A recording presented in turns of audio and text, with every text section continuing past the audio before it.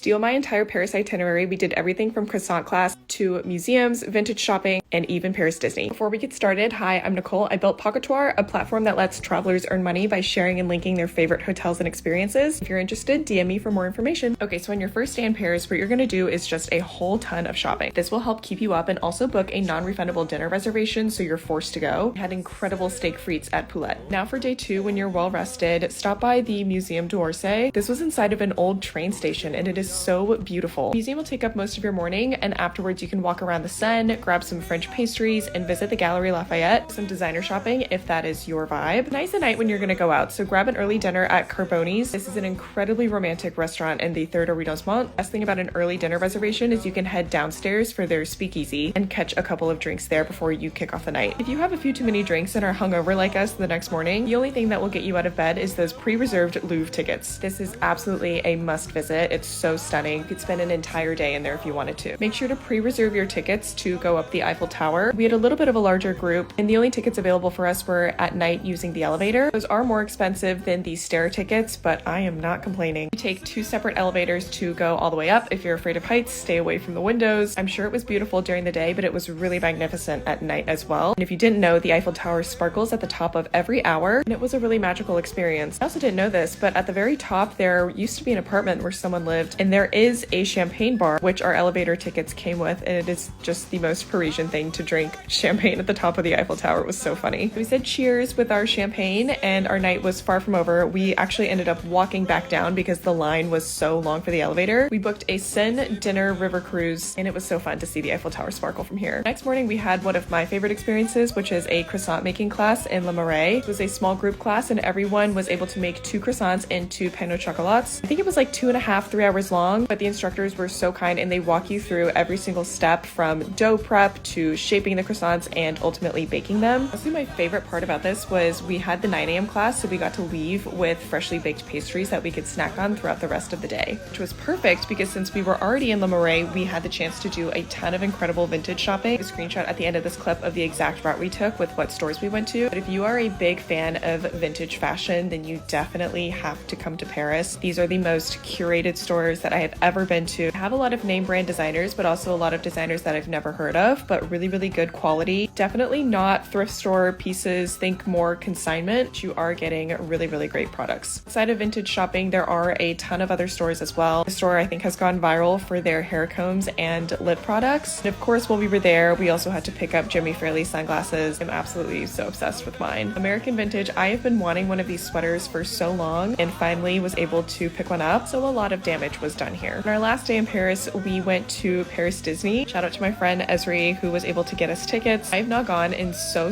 long and was so excited to come here. I absolutely love Disney so much. Super easy to train from Paris Central to Disney. And my biggest tip if you come here is to download the Paris Disney app because it'll show you all the wait times for the rides, and you can also buy individual fast passes on there. While we were here, obviously I had to try some of the famous snacks that they had. Loved my Mickey Mouse ice cream bar and the Mickey Mouse beignet, I think. Honestly, the ride wait times were pretty accurate. My favorite ride of all time is the Buzz Lightyear one because I like shooting at all the targets. All in all, this was a great way to end our trip to Paris. Let me know if these recs are helpful and if you want more.